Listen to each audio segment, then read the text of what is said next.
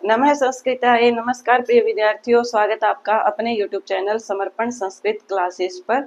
I hope आप सभी स्वस्थ होंगे और अपना अच्छे से अध्ययन कर रहे होंगे। तो आज की जो हमारी क्लास होगी वो होगी हमारी क्लास संज्ञा सूत्र की, जो पार्ट 2 हम कर रहे हैं। पार्ट वन हमने कर लिया है। अगर आपने वो नहीं देखा है तो आप जाकर के YouTube चैनल से या फिर डिस्क्रिप्शन में आपको लिंक दे दिया जाएगा, वहां से आप देख सकते हैं। तो आज की जो क्लास का हमारा टॉपिक होगा वो होगा संज्ञा सूत्राणी। क्या है टॉपिक? संज्ञा सूत्राणी। तो सबसे पहले हमारा संज्ञा सूत्राणी का जो टॉपिक था संज्ञा सूत्रों का, उसके अंदर क्या था कि जो पहला सूत्र था हमारा इत संज्ञक सूत्र, वो हमने अच्छे से कर लिया है। आज हम दूसरे सूत्र से शुरू करते हैं जिसका नाम है प्रत्याहार संज्ञा सूत्र। क्लास को अंत तक जरूर देखिएगा क्योंकि बिल्कुल इजी लेवल से आपको सभी समझाया जाएगा। तो यहाँ पर क्या है? प्रत्याहार संज्ञा। अब आप बोलोगे कि मैम हमने तो आज तक सिर्फ और सिर्फ प्रत्याहार बनाते कैसे हैं यही सीखा है, तो प्रत्याहार संज्ञा सूत्र भी होता है। तो हाँ, संज्ञा सूत्र भी होता है प्रत्याहार संज्ञा। तो इसका जो संज्ञा सूत्र है वो कौन सा है तो हम जान लेते हैं। सूत्र का नाम क्या है? आदिर अंतेन आदिर अंतेन सहेता। तो ये हमारा हो जाएगा सूत्र। क्या है? आदिर अंतेन सहेता, यह सूत्र है। अब इसकी वृत्ति जान लेते हैं। वृत्ति क्या है? सूत्र वृत्ति वेरी इंपॉर्टेंट है। एग्जाम में एज इट इज वृत्ति उठा करके दे दी जाती है, तो और ये पूछा जाता है कि ये किस सूत्र की है या ये किससे संबंधित है, तो हमें इनकी वृत्तियों का पता होना चाहिए। वृत्ति क्या है? अंतेन सहित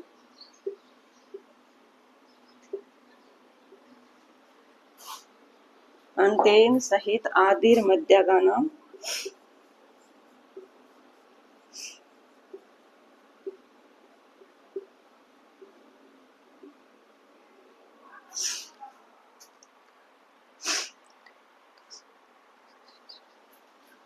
ये यहाँ पर अंतेन ही नहीं आएगा, यहाँ पर आएगा अंतेनेता सहित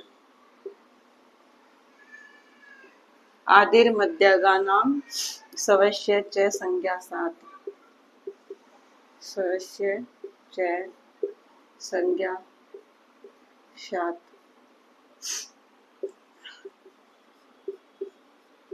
क्या है इसका मीनिंग? तो ये वृत्ति हमें क्यों दी जाती है? वृत्ति हमें दी जाती है कि हम इससे क्या है, सूत्र का अर्थ समझ सके। तो यहाँ पर जो हमारा सूत्र है वो है आदिर अंतेन सहेता। तो यहाँ पर जो इसकी वृत्ति है वो क्या है? अंतेन एता सहित आदिर मध्यगानाम स्वस्य च संज्ञासात्। अब यहाँ पर जैसा कि नाम से ही स्पष्ट है प्रत्याहार संज्ञा है, तो यहाँ पर क्या होगा कि अंतेन एता अर्थात अंतेन अर्थात अंतिम। अंतेन से यहाँ पर क्या लिया गया है? अंतिम। क्या है? अंतिम। अंतिम और सहित अर्थात साथ। सहित का अर्थ आप सभी को पता ही है, साथ है। और आदि, आदि क्या है यहाँ पर? आदि अर्थात जो प्रारंभ का वर्ण है। क्या है? प्रारंभ का वर्ण। और अंतिम अंत का वर्ण। तो यहाँ पर देखिए, और मध्य का नाम क्या है? मध्य का नाम अर्थात बीच के जो वर्ण है, बीच के वर्ण। स्वस्य और अपनी संज्ञा पहचान। संज्ञा क्या है? पहचान है। शात करवाते हैं। देखो बिल्कुल इजी तरीके से समझाया जाएगा आपको। देखो क्या है कि अंतेन एता सहित आदिर मध्यगानाम स्वस्य च संज्ञासात्। आपको ऐसे नहीं समझ में आएगा। आप एक एग्जांपल लेते हैं। हम जैसे हमने अण प्रत्याहार बनाना है। क्या बनाना है? अण प्रत्याहार। तो ये मैंने लिख दिया अण। अब हम इनके अंदर प्रत्याहार बनाते हैं। तो कौन कौन से आते हैं इसके अंदर? ए, ई, उ और न। वैसे ये प्रत्याहार में गिने नहीं जाते हैं, लेकिन क्या है कि ये जो न है, ये जो न है, ये और ये ये दोनों क्या है, अपना तो बोध करवा ही रहे हैं। यहाँ से देखिए सवश्य कि अपनी तो पहचान करवा ही रहे हैं। यहाँ पर मैंने अण लिखा हुआ है, तो यहाँ इनकी और इनकी तो पहचान अण से हो ही रही है। और ये जो अण है इसके अंदर हम क्या अपने आप ग्रहण कर लेते हैं, ई और उ। और किस प्रकार से, माहेश्वर सूत्रों के प्रकार से या माहेश्वर सूत्रों से।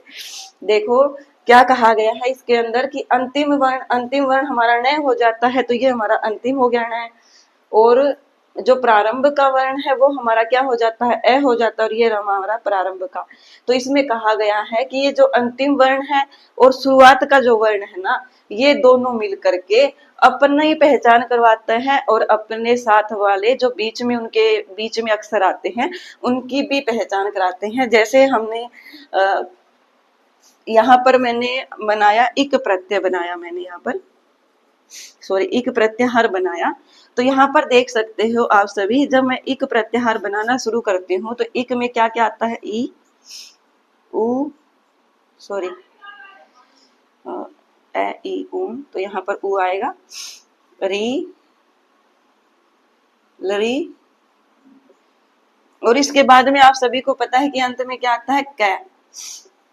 जो कै है वो हम प्रत्याहार बनाते हैं तब नहीं लिखते, लेकिन एक पहचान के तौर पर तो कै आता ही है, ऐसा नहीं है कि कै नहीं आता। तो यहाँ पर जो अंतिम कै है ये हो गया, और जो शुरुआत वाला प्रारंभ का जो वर्ण है वो ये वाला हो गया, ये वाला शुरुआत का जो वर्ण है ई।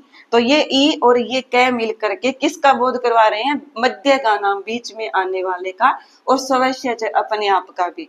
अर्थात बीच में जितने अक्षर आ रहे हैं, बीच में जितने वर्ण आ रहे हैं, ये प्रत्याहार क्या करवाते हैं, बीच वाले का भी बोध करवाते हैं और अपना भी बोध करवाते हैं। क्योंकि अपना बोध तो करवाएंगे ही, जैसे मैंने अण बोला तो अण में मैं ई भी सॉरी अण बोल रही हूँ, तो मैं अण के अंदर ए भी तो बोल रही हूँ, अण ए, तो अपना भी बोध करवा रहा है, और साथ में बीच वाले जो ई और उ अक्षर है उनका भी बोध करवाया जा रहा है। तो इनको हम क्या कहते हैं, प्रत्याहार संज्ञा कहते हैं। इसका सूत्र है आदि अंत्यन संहिता, अर्थात आदि में और जो अंत में है वो दोनों संहिता मिल करके क्या करवाते हैं, क्या करवाते हैं, पहचान करवाते हैं बीच वाले वर्णों की और अपने आप की, दोनों की पहचान करवा रहे हैं। तो इनको क्या कहते हैं, हम प्रत्याहार संज्ञा सूत्र कह रहे हैं। आई होप आपको समझ में आया होगा, और समझ में नहीं आया हो तो आप मुझे कमेंट करके अवश्य बताइएगा कि मैम हमें ये प्रत्याहार वाला ये जो प्रत्याहार संज्ञा सूत्र है ये समझ में नहीं आया है, आपको अच्छे से दोबारा करवा दिया जाएगा। अब हमारा आता है सूत्र संख्या 2, जिसका नाम है सॉरी सूत्र तीसरा सूत्र कौन सा है, वो है हमारा उदात्त संज्ञा सूत्र। कौन सा है तीसरा सूत्र, उदात्त संज्ञा सूत्र।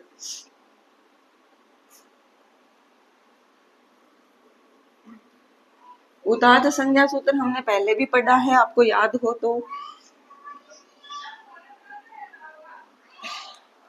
तो आइए तीसरा सूत्र हम शुरू करते हैं। तीसरे सूत्र का नाम है उदात्त संज्ञा सूत्र। उदात्त संज्ञा सूत्र।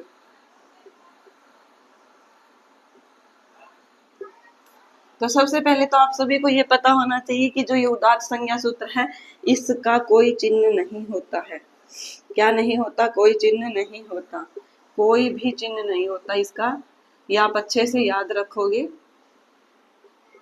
आपने वैदिक मंत्र जो देखे हैं, चाहे वो वेद से संबंधित हो, उपनिषद में हो, जितने भी आपने मंत्र देखे हैं उसके अंदर आपने ये देखा होगा, कहीं पर ये देखा होगा, कहीं पर किसी अक्षर के नीचे ये देखा होगा। तो ये किसके चिन्ह है ये अब आगे समझाऊंगी, लेकिन जो हमारा उदात्त है ना उसका कोई चिन्ह नहीं होता है। अब बारी आती है कि उदात्त का जो सूत्र है वो कौन सा है। तो उदात्त का जो सूत्र आता है वो है वेरी वेरी इंपॉर्टेंट है, उच्चैर उदात्त है, उच्चैर उदात्त है।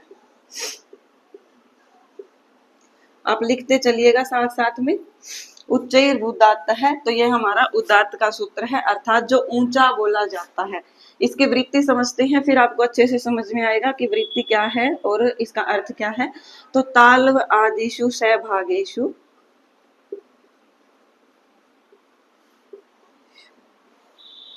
सभागेषु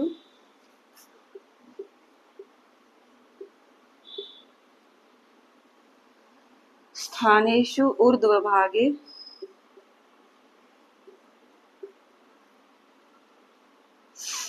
स्थानेषु ऊर्ध्वभागे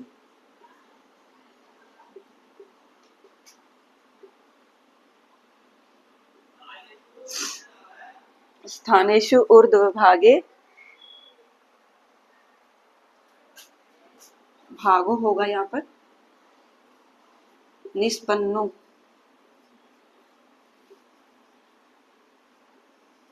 उदात्त संज्ञा शात उदात्त संज्ञा शात। तो यहाँ पर क्या है इसकी वृत्ति की तालु आदिशु अर्थात तालु आदिशु, यहाँ पर संधि कौन सी हो गई है, तो यहाँ पर तालु आदिशु बनता है तो ऊ को क्या हो गया, वह हो गया, और यहाँ पर यण संधि हो गई है। लेकिन हमसे ये संधि वगैरह व्याकरण में नहीं पूछी जाती है, हमसे यहाँ पर यही पूछा जाएगा कि तालु आदिशु सभागेशु स्थानेशु ऊर्ध्वभागो निष्पन्नो उदात्त संज्ञाशात, ये वृत्ति किसकी है, तो ये हमारी उदात्त संज्ञा सूत्र की है। यहाँ पर आपको ये नहीं दिया जाएगा, कहीं आप ये सोचो कि मैम ने तो ये बोला था कि पूरी की पूरी वृत्ति दी जाएगी, ऐसा नहीं होता है। हमें क्या दिया जाएगा, उदात्त डैश में दे दिया जाएगा और फिर ऑप्शन दिए जाएंगे उदात्त, अनुदात्त, सवृत या कुछ और। तो ये आपको याद रखना है कि ये उदात्त की है। आपको ये चिंता नहीं करनी है कि किस प्रकार से इतनी बड़ी वृत्ति याद रखोगे, बिल्कुल भी टेंशन नहीं लेनी है। अब हम अर्थ समझ लेते हैं एक बार से कि तालु आदेशु सहभागेशु, तालु आदिशु अर्थात तालु क्या है यहाँ पर, तालु आदिशु से कि जो तालु आदि उच्चारण स्थान है हमारे, जैसे तालु है, कंठ है, या फिर मुर्दा है, या कुछ भी अदर मान सकते हैं आप। तो जितने भी हमारे उच्चारण स्थान है, तो कहा गया है कि जिससे जो हमारे उच्चारण स्थान है उनके सभागेशु भाग से स्थानेशु ऊर्ध्वभागे, ऊर्ध्वभागे अर्थात जैसे मैं तालु से ई का उच्चारण कर रही हूँ, तो वो ई को मैं अगर जोर लगा करके बोल रही हूँ, उस स्थान से ई को और ऊंचा बोल रही हूँ, और ऊंचा, जैसे ई, मतलब क्या है कि इससे क्या है, मैं उदात्त उदात्त इस वर्ण का उच्चारण कर रही हूँ। तो अगर किसी वर्ण को ऊंचा बोला जाता है तो वो क्या कहलाता है, उदात्त कहलाता है। क्या कहलाता है, उदात्त।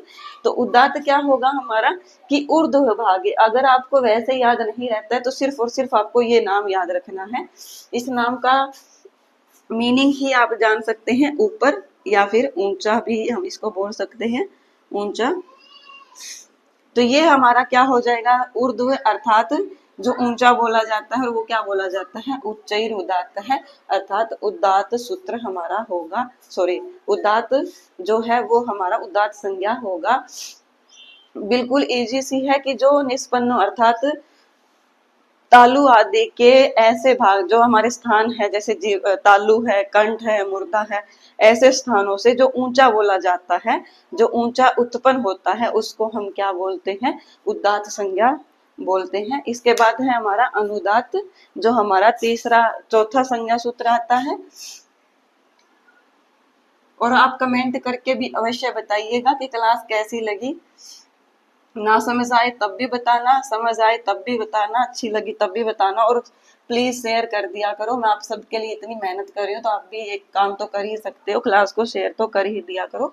ऐसा नहीं होता कि अगर कोई संस्कृत का विद्यार्थी है तो उसके कॉन्टेक्ट में कोई संस्कृत का स्टूडेंट नहीं है, इसलिए प्लीज क्लास को शेयर कर दिया करो। अब बारी आती है हमारे चौथे की, और वो कौन सा है, तो वो है हमारा अनुदात्त अनुदात्त संज्ञा सूत्र। तो यहाँ पर अनुदात्त संज्ञा सूत्र का सबसे पहले तो हम सूत्र जानते हैं। सूत्र कौन सा है, सूत्र होगा हमारा यहाँ पर नीचैर अनुदात्त है। क्या है, नीचैर अनुदात्त है, अर्थात जो नीचा बोला जाता है, ये बिल्कुल उदात्त के क्या है, अपोजिट है। आप इसको इस प्रकार से भी याद रख सकते हैं, उदात्त के क्या है, अपोजिट। अपोजिट क्या होता है, अर्थात विपरीत है, विलोम है, ये मान करके चल सकते हैं। जैसे उदात्त जो है वो हमारा ऊंचा बोला जाता है, इसी प्रकार अनुदात्त नीचा बोला जाता है। अनुदात्त क्या होता है, नीचे होता है। आप ये सिंबल मत समझ लीजिएगा, कहीं आप बोलो कि ये उदात्त का है। अब बारी आती है कि हमारे जो ये उदात्त है, सॉरी अनुदात्त है, इसका सिंबल क्या है, तो अनुदात्त का सिंबल हो जाएगा हमारा अनुदात का जो प्रतीक है या जो चिन्ह बोल सकते हैं, तो वो क्या है, अनुदात का चिन्ह। आपने वैदिक मंत्र देखे होंगे, आप अगर अभी तक नहीं देखे हैं तो आप ऋक सूक्त संग्रह उठा करके देख सकते हैं, वो पुस्तक सभी के पास होती है। तो ऋक सूक्त संग्रह में हमारा जैसे एक मंत्र है अग्नि मीणे पुरोहितम, अग्नि मीणे। तो जैसे आपने देखा होगा मंत्रों के ऊपर इस प्रकार से निशान लगे हुए होते हैं, तो ये क्या कहलाते हैं, ये जो हमारे चिन्ह होते हैं, ये चिन्ह ये क्या कहलाते हैं, ये अनुदात कहलाते हैं। जहां पर ये चिन्ह लगे होते हैं, वो चिन्ह, वो जो स्वर होता है, जो जहां पर ये चिन्ह लगा हुआ है, वो स्वर कैसे बोला जाता है, वो स्वर नीचे ध्वनि में बोला जाता है, मतलब कि ऊंचा नहीं गाया जाता, नीचे उसको उच्चारित किया जाता है। तो ये हमारा अनुदात हो जाता है। अब अनुदात की वृत्ति क्या है, अनुदात की वृत्ति भी बिल्कुल इजी सी है। जैसे हमने उदात्त की पढ़ी तो उसमें ऊर्ध्व भागे था, इसमें अधो भागे हो जाएगा। बस आपको यही याद रखना है। मैं फिर भी लिख देती हूँ कि तालवादिषु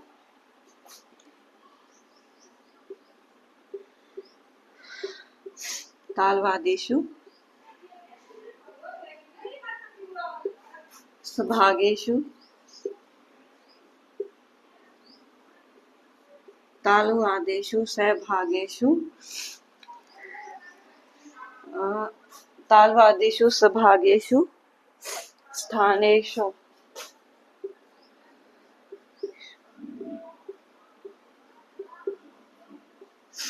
अधोभागे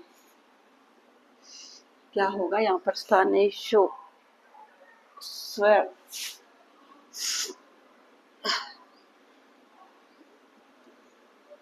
स्थानेषु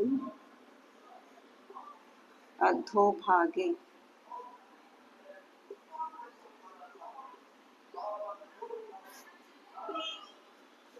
अनुदात संज्ञा साथ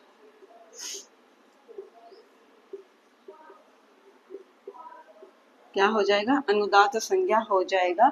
अर्थात स्थानेषु, एक बार मैं उच्चारण कर देती हूँ इनका, कि तालवादिषु सभागेषु स्थानेषु अधोभागे अनुदात संज्ञा सात। तो ये हमारा क्या हो जाएगा, अनुदात। ये आपको अच्छे से याद रखना है। अब आप बोलोगे कि मैम इतनी बड़ी वृत्ति याद कैसे रखेंगी, आपको कुछ याद नहीं रखना है। पहले वाले में यहाँ पर ऊर्ध्व आया था, यहाँ पर अधो, और अधो का मीनिंग सभी को पता है कि नीचे होता है। तो जो नीचे उच्चारित किया जाता है, तो वो क्या होता है, हमारा अनुदात होता है। सिर्फ यही याद रखना है कि उदात्त का सूत्र कौन सा है, नीचे ही अनुदात्त है। क्योंकि ये भी पूछा जा सकता है नीचे ही फिर डैश हमें दे दिया जाता है तो अनुदात्त है, हमें याद होना चाहिए। उच्च ही फिर डैश दे दिया जाता है तो ये उदात्त हो जाता है। तो ये भी अच्छे से याद होना चाहिए। अब बारी आती है इसके तीसरे की, जिसका नाम है सवरित संज्ञा सूत्र। क्या है, सवरित संज्ञा सूत्र। जो इम्पोर्टेंट है सवरित संज्ञा सूत्र, पांचवा हमारा सूत्र आ जाता है सवरित संज्ञा सूत्र। सवरित संज्ञा सूत्र कौन सा है, तो वो हो जाएगा हमारा समाहार है, समाहार है सवरित। तो ये हमारा क्या हो जाता है, सूत्र हो जाता है, समाहार है सवरित है, ये हमारा सूत्र हो जाता है। इसकी वृत्ति देख लीजिए, उदात अनुदात तत्वे, उदात अनुदात तत्वे क्या है, यही है उदात अनुदात तत्वे वर्ण धर्मो समाहरीयते यत्र, वर्ण धर्मो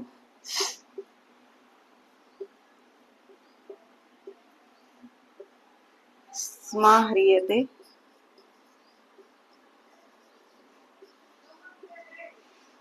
यत्र सो अच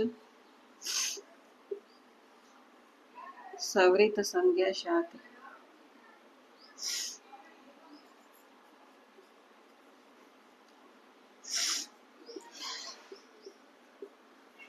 तो यहाँ पर क्या कहा गया है कि जो उदात्त और अनुदात्त इन दोनों धर्मों को मिला करके, जैसे हमने पढ़ा पहले, जो उदात्त है वो ऊंचा बोला जाता है और जो अनुदात्त है वो नीचा बोला जाता है, नीचा उच्चारित किया जाता है, नीची ध्वनि में उसको बोला जाता है। तो जो हमारा स्वरित है वो ना तो स्वरित क्या होगा हमारा, वो ना तो ज्यादा ऊंचा बोला जाएगा ना ही नीचे बोला जाएगा, बल्कि मीडियम अर्थात मध्यम स्तर पर उच्चारित किया जाएगा। उसको हम क्या कहते हैं, स्वरित कहते हैं। अब स्वरित के चिन्ह की बारी आती है। सूत्र आपने जान लिया, समाहार स्वरित है अर्थात उदात्त और अनुदात्त, जिसमें जिस व्यक्ति में उदात्त और अनुदात्त दोनों दे दिए जाए तो वो समझ लेना कि स्वरित के बारे में बोला गया है। उदात्त की पहचान अनुदात्त की पहचान मैंने बता दी है, और उदात्त और अनुदात्त एक साथ दे दिया जाए तो समझ लेना कि ये स्वरित का ही है, स्वरित की ही डेफिनेशन है। तो अब हम इसका एक चिन्ह जान लेते हैं जो इम्पोर्टेंट है। जो चिन्ह कौन सा है, तो इसका चिन्ह हो जाएगा, आपने देखा होगा जो हमारा, जैसे हमने अग्नि नीले ही शब्द लिखा था, मैं आपको वैसे ही नहीं बता रही हूँ कि ये इस प्रकार से होता है, मैं सिर्फ आपको समझाने के लिए बता रही हूँ। कहीं आप बोलो कि मैम आपने यहाँ पर ये लगा दिया लेकिन यहाँ पर ये नहीं होगा, मैं सिर्फ और सिर्फ समझाने के लिए। तो ये जो हमारा स्वरित का चिन्ह होता है वो क्या होता है, इस प्रकार से जो रेखा खड़ी होती है, या फिर ये इस प्रकार भी खड़ी हो सकती है, इस प्रकार भी खड़ी हो सकती है। तो इस खड़ी रेखा को ही क्या कहते हैं, हम स्वरित कहते हैं। ये ही स्वरित का चिन्ह होता है। क्या होता है, स्वरित का चिन्ह होता है। आई होप आप समझ गए होंगे। इसके बाद हमारा जो छठा सूत्र आता है उसका नाम है, छठे सूत्र कौन सी संज्ञा है, एक बार मैं सिलेबस देखते हैं। छठा हमारा आता है सवर्ण संज्ञा सूत्र। सवर्ण संज्ञा सूत्र। स्वर्ण संज्ञा सूत्र नाम क्या है सूत्र का, तो यह हो जाएगा हमारा तुल्याश्य प्रयत्नम, तुल्याश्य प्रयत्नम सवर्णम। तुल्याश्य प्रयत्नम सवर्णम, ये हमारा क्या हो जाएगा, सूत्र हो जाएगा।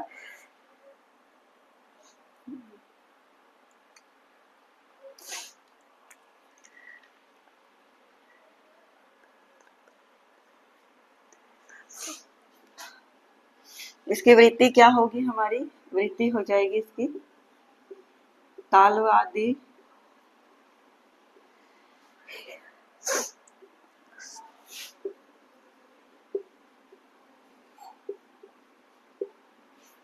आभ्यंतर प्रयत्न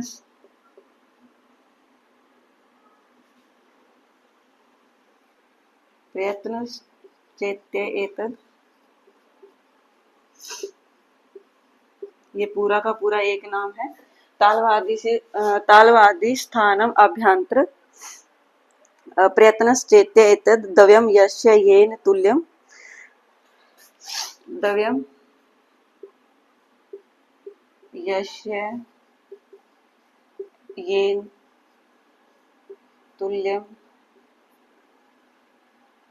सवर्ण संज्ञा सात, सवर्ण संज्ञा सात। तो ये हमारी पूरी वृत्ति हो जाएगी इसकी कि ताल आदि स्थानम अभ्यंतर प्रयत्न चेत्य एतद द्रव्यम यस्य येन तुल्यम सवर्ण संज्ञा सात। अब बारी आती है अर्थ की, क्या होता है सवर्ण संज्ञा। सवर्ण संज्ञा किसकी होती है, जो तालु आदि स्थान है और अभ्यंतर प्रयत्न है। क्या है ये देखिए, ताल आदि स्थान, ताल आदि स्थान में क्या हो जाएंगे, जो हमारे उच्चारण स्थान है वो सभी उच्चारण स्थान आ जाएंगे, जिसके अंदर कौन कौन से आते हैं, कंठ, मूर्धा, तालु और नासिका, एनीथिंग एल्स, मतलब जो भी आते हैं इसके अंदर उच्चारण स्थान के अंदर। और आभ्यंतर प्रयत्न आप सभी को पता है 5 है, कौन कौन से, सपृष्ठ, ईशत, सपृष्ठ, ये सब, और विवृत। तो ये हमारे अभ्यंतर प्रयत्न है, 5 है टोटल, मैंने सिर्फ ये 3 ही लिखे हैं अभी। तो ये क्या है कि इसमें बोला गया है कि जिस भी वर्ण का अभ्यंतर प्रयत्न भी समान होना चाहिए और उच्चारण स्थान भी समान होना चाहिए, उनकी क्या हो जाती है, सवर्ण संज्ञा हो जाती है। क्या हो जाती है, सवर्ण संज्ञा हो जाती है।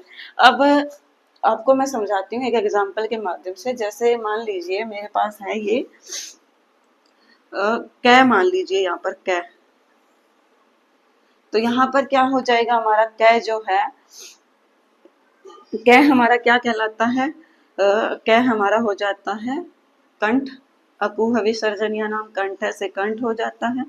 और ये यही कै जो है हमारा, यही किस में भी गिना जाता है, सपृष्ठ में भी। किस में भी गिना जाता है, स्पृष्ट में भी गिना जाता है। ये ही कै किस में गिना जाता है, ये स्पृष्ट में भी गिना जाता है।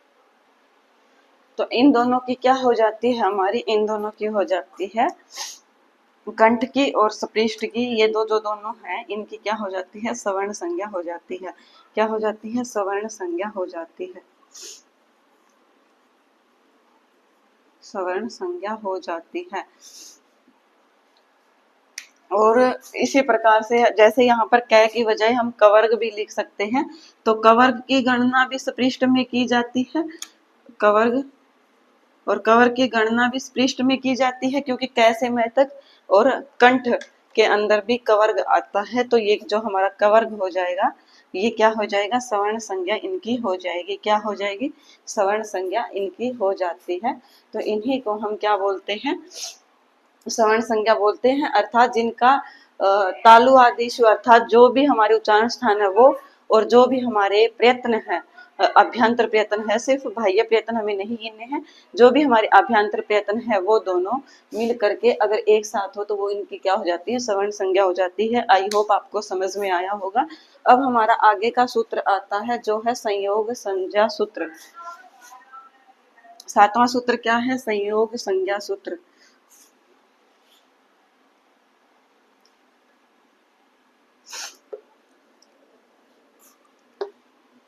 संयोग संज्ञा सूत्र कौन सा सूत्र है हमारा, अभी तक हमने 6 कर लिए हैं, तो ये हमारा 7वां हो जाएगा, 7वां संयोग संज्ञा सूत्र।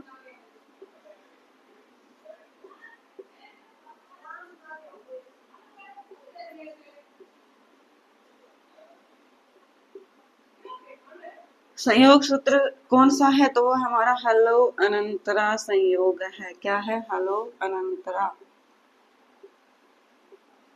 हलो अनंतरा, ये पहला बड़ा आएगा और ये अर्थ आएगा,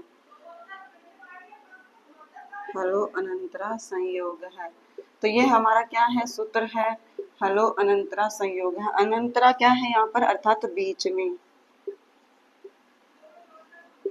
कि बीच में क्या नहीं हो, बीच में जो हल होते हैं या कहीं पर भी, तो यहाँ पर क्या हो जाएगा कि इनके अंदर सिर्फ स्वर नहीं होना चाहिए, तो वो हमारा क्या हो जाता है, संयोग संज्ञा हो जाता है। जैसे अजबीर अव्यवहित हल है संयोग संज्ञा से। तो क्या कहा गया है, वृत्ति देख लेते हैं। वृत्ति अजबी व्यवहिता, अजबीर व्यवहिता हल है संयोग संज्ञा शु।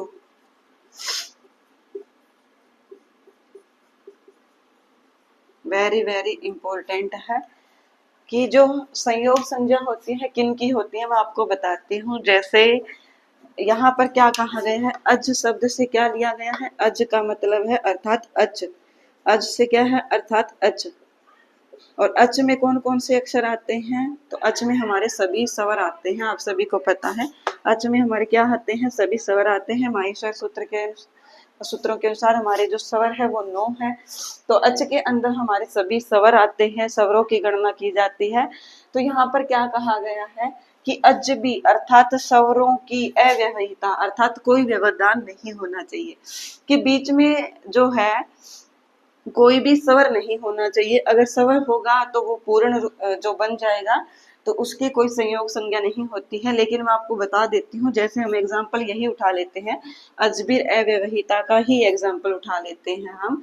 तो यहाँ पर जो हमारे पास अजबी शब्द है, इसे इसके अंदर ये देखिए आप, और ये देखिए, तो ये शब्द अगर मैं बनाऊं, देखो हम इसका थोड़ा सा वो करते हैं, विच्छेद करते हैं अजबी का। तो यहाँ पर ए जो है वो इस प्रकार से आ जाएगा, उसके बाद जय हमारा आएगा, तो प्लस में जय, जय के बाद में सीधा भय आएगा, और वो भी हलंत, और फिर आएगा ई। तो आप देख सकते हैं कि जो हमारा भय है, इसके अंदर तो ई है, लेकिन इसके अंदर जय के अंदर और बै के बीच में कोई हमारे पास स्वर नहीं है। अगर स्वर होता तो हमारा जय जो है वो पूरा होता, लेकिन इसके अंदर, इन दोनों के अंदर कोई बीच में स्वर नहीं है। और इन दोनों को जब हम मिला करके लिखते हैं तो हमारा अक्षर इस प्रकार से बनता है, जय भय, इस प्रकार से बनता है। तो ये जो जब है, ये जब, यही जब क्या कहलाता है, यही जब हमारा संयोग संज्ञा इनकी ही होती है, इनकी ही संयोग संज्ञा होती है। क्या होती है? संयोग संज्ञा होती है। आई होप आप समझ गए होंगे। यहाँ पर व्यय है जिस प्रकार से, तो व्यय में वह हलंत प्लस ये भी हलंत, और फिर ए है, लेकिन य के अंदर तो ए है, लेकिन क्या वह के अंदर कोई हल है, स्वर है? तो वह के अंदर कोई स्वर नहीं है, सीधा व्यंजन आ रहा है, वह भी व्यंजन और यह भी व्यंजन है, बीच में कोई स्वर नहीं है। तो इन दोनों की क्या हो जाती है? संयोग संज्ञा हो जाती है। तो इसी के, जिनको हम ये बोल देते हैं कि जो बीच में स्वर नहीं है, सीधा प्रयोग किया गया, उन्हीं को क्या बोलते हैं? संयोग संज्ञा बोलते हैं। हलो अनंतरा संयोग है, ये सूत्र हो जाता है हमारा, ये वृत्ति हो जाती है, और ये आप सभी समझ ही गए होंगे, मैंने सूत्र का ही एग्जाम्पल ले लिया है। तो यहाँ पर हमारा संयोग संज्ञा सूत्र कंप्लीट होता है। अब बारी आती है हमारे अगले संज्ञा सूत्र की, वो कौन सा है देखते हैं।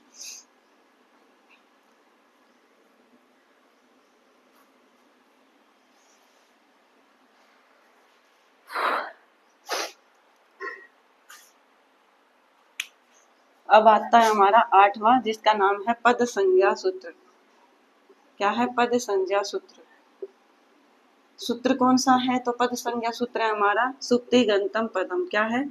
सुप्ति क्षमा कीजिएगा, सुप्ति गंतम पदम,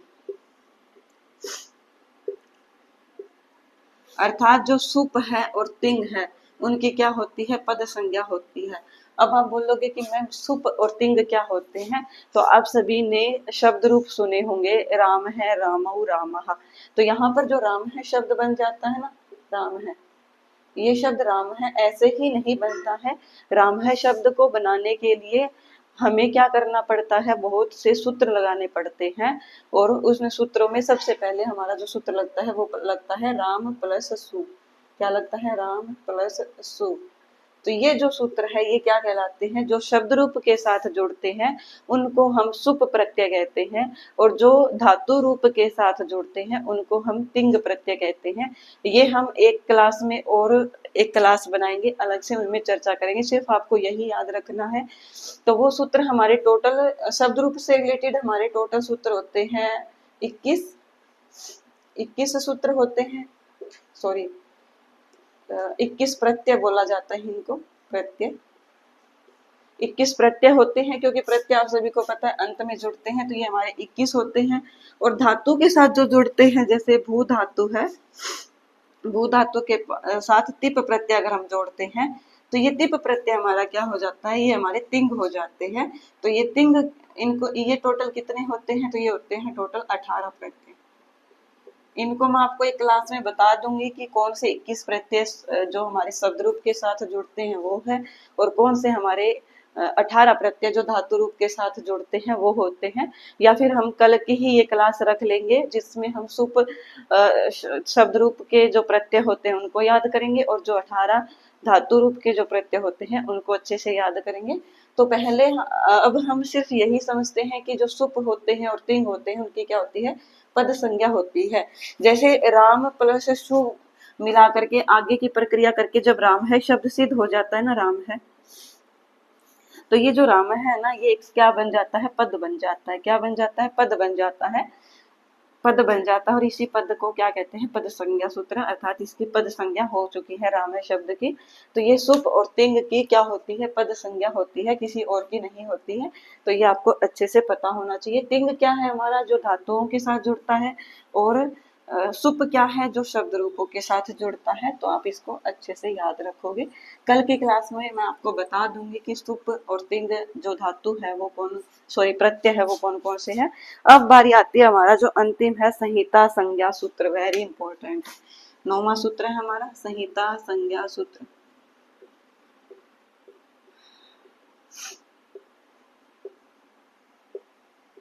संहिता संज्ञा सूत्र, इसका सूत्र कौन सा है संहिता संज्ञा का, तो वो हमारा हो जाता है, संहिता संज्ञा का सूत्र कौन सा हो जाता है, वो हो जाता है हमारा परह सन्निकर्ष, परह सन्निकर्ष संहिता, परह सन्निकर्ष संहिता, अर्थात दूसरों का जोड़ जो है वो क्या कहलाता है, संहिता कहलाता है।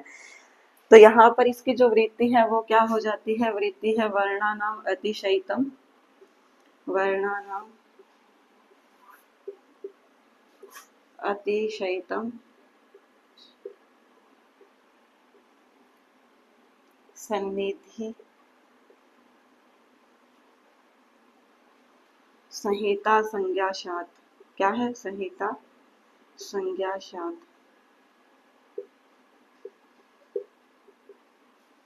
कि वर्णों की जो अतिशयतम अर्थात अधिक या अत्यधिक भी बोल सकते हैं, सन्निधि क्या होता है, जोड़ या एक साथ आना, क्या है कि वर्णों का जो एक साथ आना है ना, वही क्या कहलाता है हमारा, हमारा संहिता संज्ञा कहलाता है। जैसे विद्या जमा आलय, क्या है विद्या जमा आलय, तो यहाँ पर विद्यालय है शब्द हमारा बनता है, विद्या जमा आलय बराबर विद्यालय। तो ये जो विद्यालय है यहाँ पर इन दोनों की क्या हो गई है, संहिता संज्ञा हो गई है, क्या हो गई है, संहिता संज्ञा। तो इस प्रकार से आप अच्छे से याद रखोगे। आई होप आपको ये भी समझ में आ गया होगा। आज थोड़ी सी तबीयत खराब थी, फिर भी आपकी क्लास ली है। आई होप आपको अच्छे से समझ में आया होगा। नहीं आया हो तो आप मुझे कमेंट करके अवश्य बताइएगा और बने रहिए हमारे साथ इसी चैनल पर। धन्यवाद।